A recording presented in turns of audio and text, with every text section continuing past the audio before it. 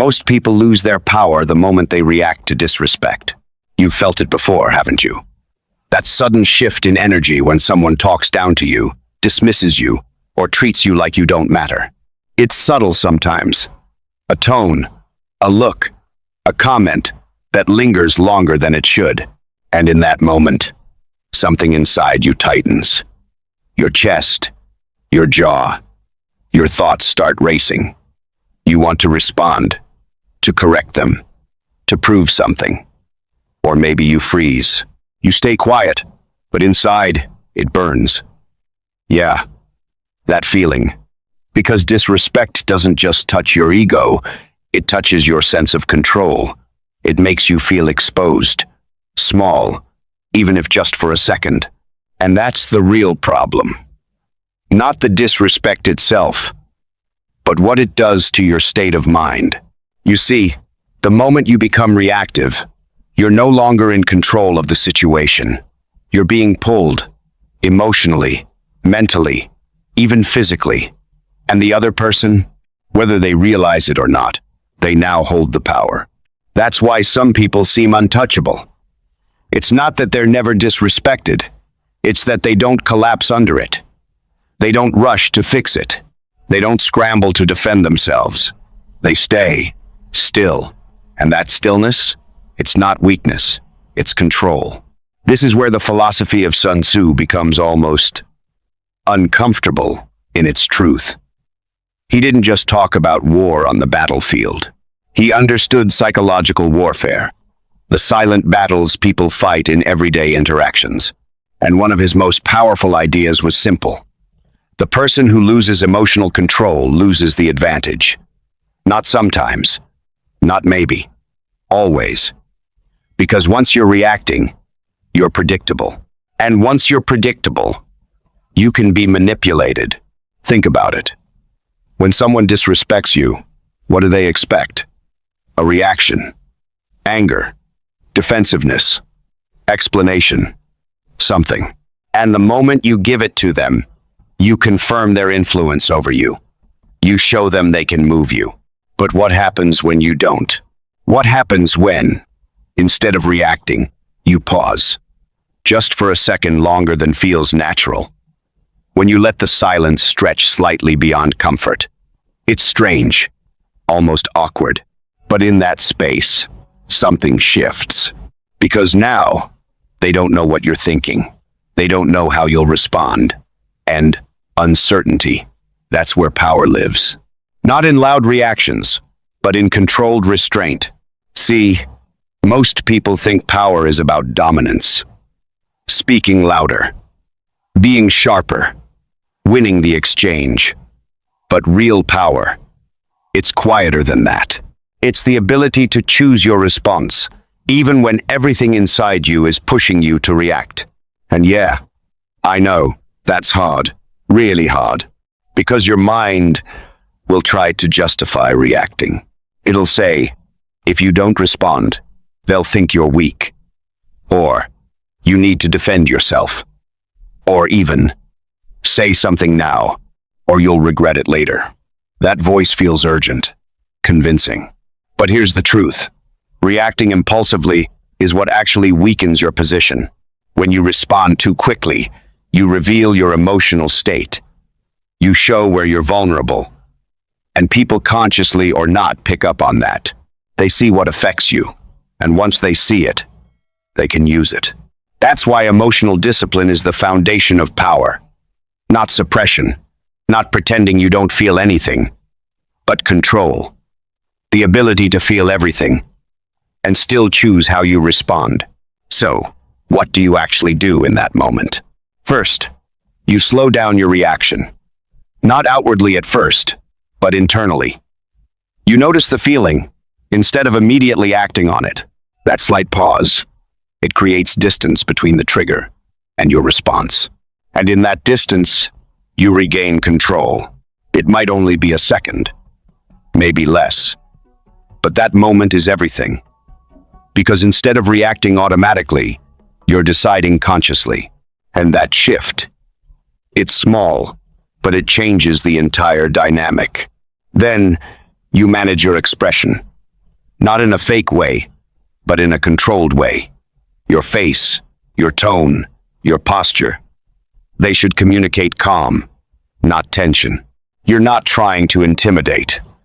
You're just not giving anything away. That alone unsettles people. Because when someone expects a reaction and doesn't get one, they start to question themselves. They wonder if they misread you, if they push too far, if they even have the authority they thought they did. And suddenly, the power starts to shift back.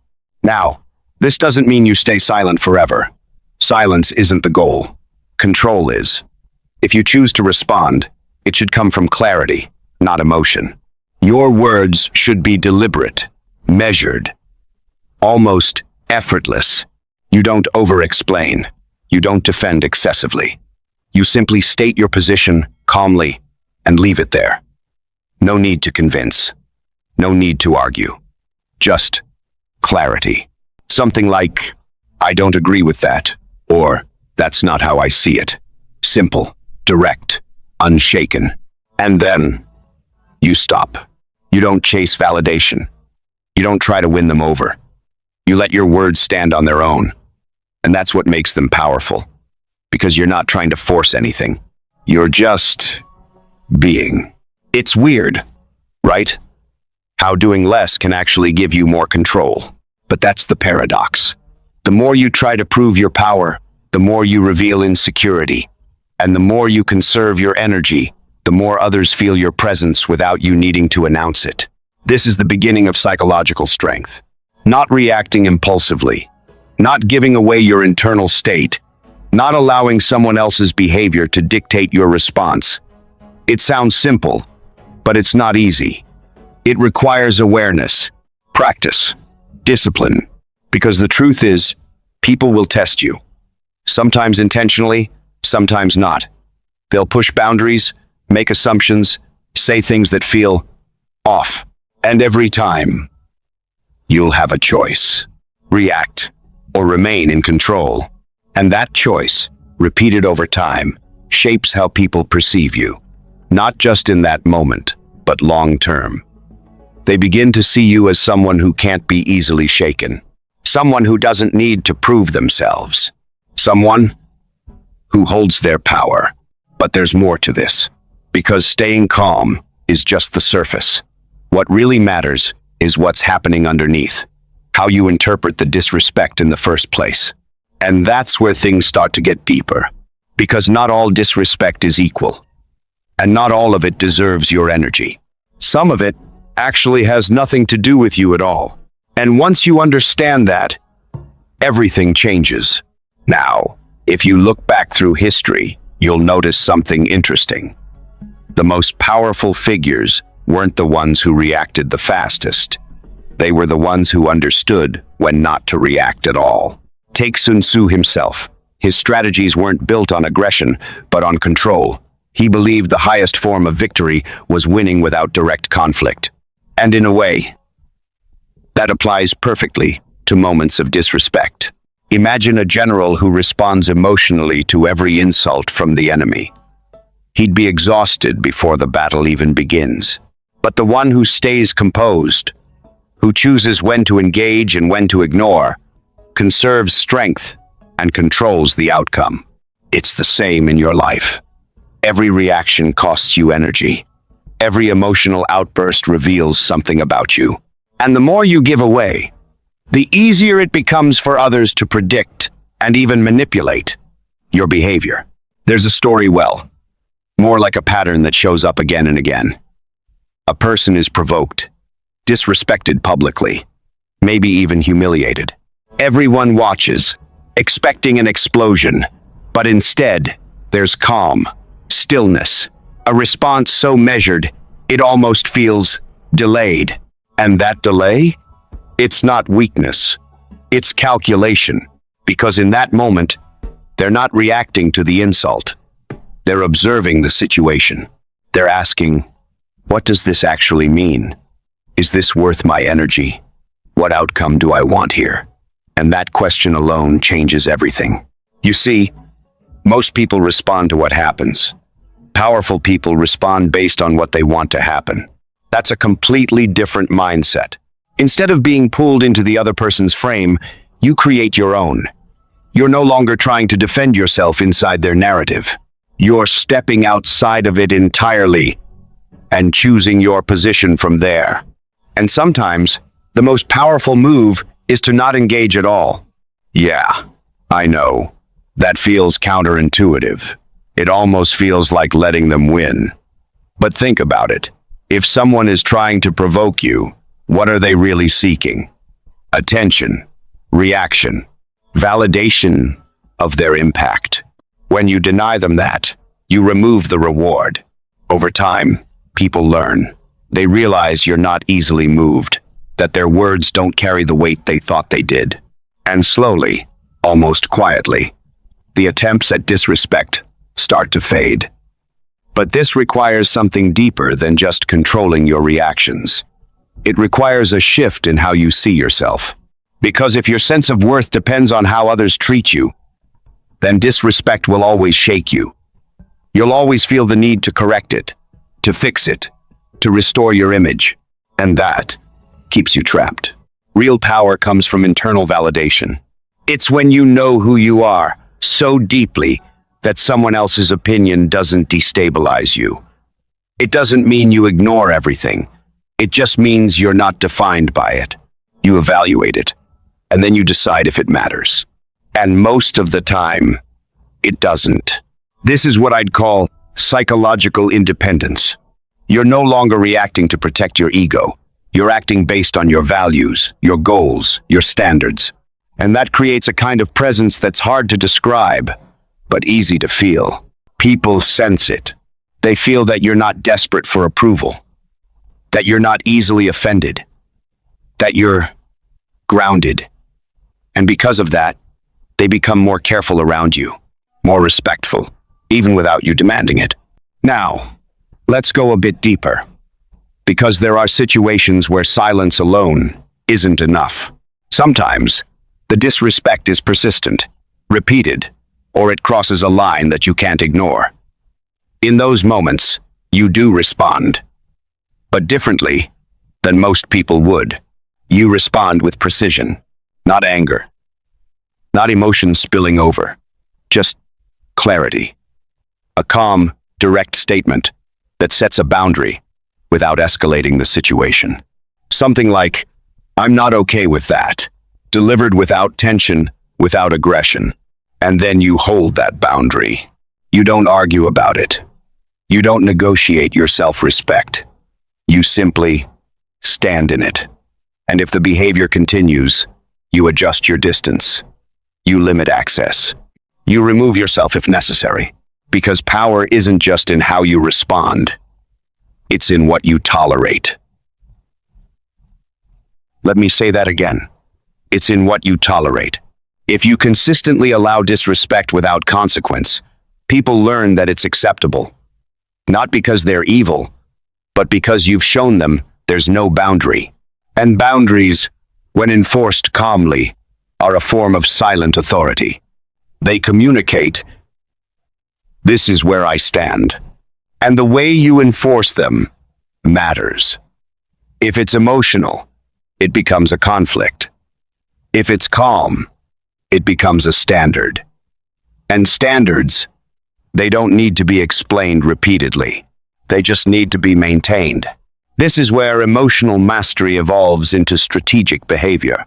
You're no longer just controlling your reactions. You're shaping your environment, deciding who gets access to you, how they interact with you, and what happens when those standards aren't met. And that's a different level of power entirely. Now, here's something most people don't realize. Disrespect is often a test. Not always intentional, but a test nonetheless. People are constantly subtly assessing where you stand, how you respond under pressure, what you allow, what you push back on. And based on that, they adjust. So every moment of disrespect is also an opportunity to show, not tell who you are, to demonstrate your boundaries, your composure, your self-respect. not through force, but through consistency. Because consistency builds reputation, and reputation shapes how people treat you before they even speak to you. It's like, once people know you're not easily shaken, they stop trying to shake you. Once they see you don't engage in pointless conflict, they stop inviting you into it. And once they understand your standards, they either meet them or they fade away. And honestly, both outcomes are useful. So, where does this leave you? It leaves you with a different kind of awareness. One where you don't see disrespect as something to fight immediately, but something to understand first, to evaluate, to respond to, on your terms. You pause instead of reacting. You observe instead of assuming. You choose your response instead of being pulled into one. And over time, that changes you. You become less reactive, more intentional, less concerned with proving yourself, more focused on maintaining your state, less affected by others, more grounded in yourself. It's subtle at first, almost invisible. But then, one day, something happens. Someone says something they shouldn't. A comment, a tone, a look. And instead of feeling that familiar surge of emotion, there's just space, a pause. And in that pause, you realize you're still in control. No rush to respond, no need to prove anything, just a quiet confidence that doesn't need validation. And in that moment, you've already won, without saying a word. Because real power was never about dominating others. It was about mastering yourself and choosing when and if to engage at all.